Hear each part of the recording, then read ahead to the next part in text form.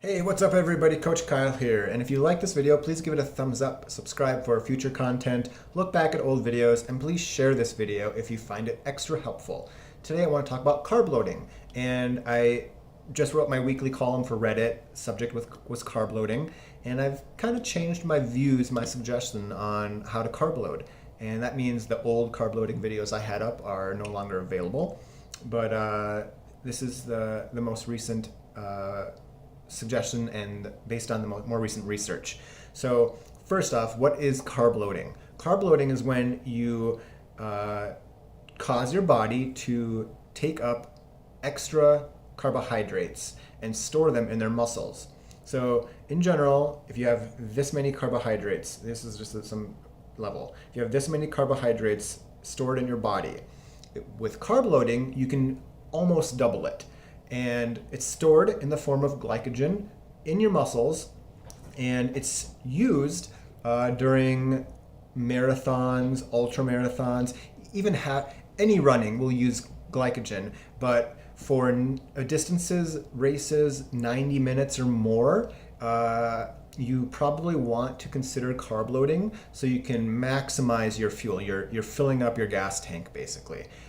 Hitting the wall, bonking, is partially caused by a low glycogen state. Your brain detects that your fuel source, your tank, is on E, and the feeling of bonking is bonking. So you're not physically like running out of energy, you always have some left, but your brain basically shuts you down early to prevent you from actually running out of gas.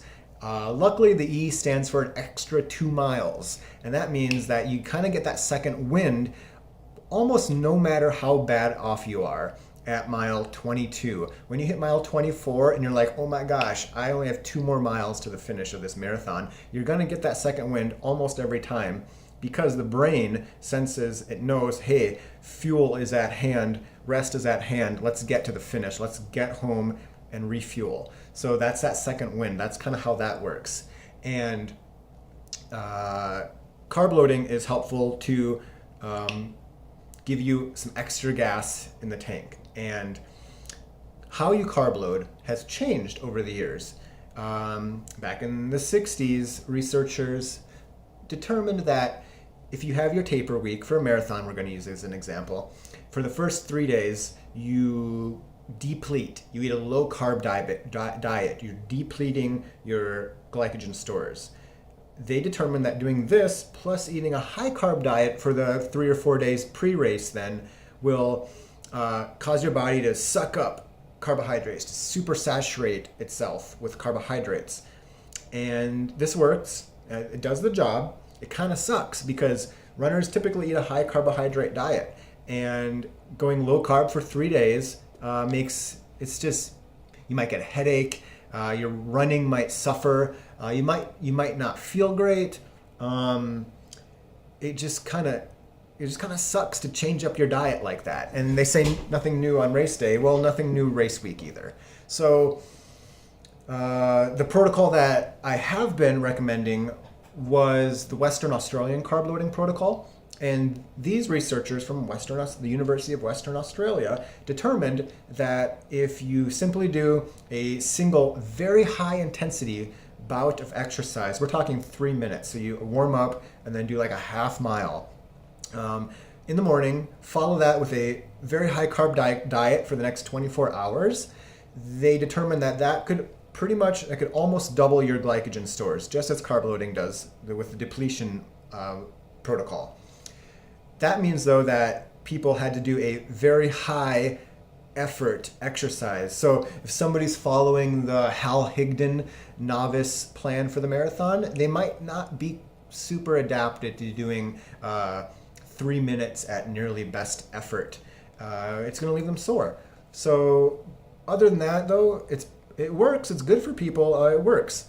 But I've come across more research that has really determined that not doing the depletion run, that single super high effort bout of exercise, that's not essential. It's not required. You don't have to do it. You just have to eat a high carbohydrate diet for 3 days or so before the race.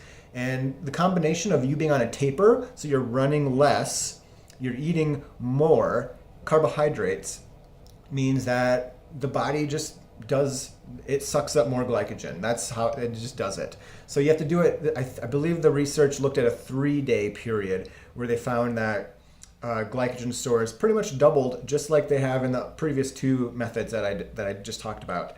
So when it comes to how much carbs you should be eating, in general, it's 8 to 12 grams of carbs per kilogram of body weight. So we're talking about, we'll say 10 to 12 grams of carbs per lean. So for me, about 120 pounds. It comes out to about 2,500 calories for me being 150 pounds. So if you're a little more, you'll eat a little more. If you're a little less, you'll eat a little less. But I think it's 4 to 5 grams of carbs per pound that you weigh, or maybe 8 to 10-ish grams per kilogram over 3 days, so daily. We'll say, at least 2,000 calories, upwards of 3,000. The more muscle mass you have, the more you're going to need to eat to double your glycogen storage. And I like to recommend doing it with liquids. You could drink orange juice, you could drink sports drink, but I don't recommend changing your diet too much, like the actual volume of food you eat. So don't eat a huge pasta dinner every night. You can, but I think it's just easier to spread out the calories and just drink them. That's low fiber. I like to avoid fiber the day before any long race to kind of minimize stool volume. Hopefully kind of eliminate that a little easier the day before and the morning of the race. So that's why I prefer drinking my extra calories, my extra carbs. But that's my suggestion for carb loading. And yes, it has changed, and it's always important to be mindful of new research, new suggestions that might work. So this one it's the simplest. It's the KISS principle. Keep it super simple. And that's what we've done. So that's my recommendation on carb loading. And as always, you keep running, I'll keep coaching.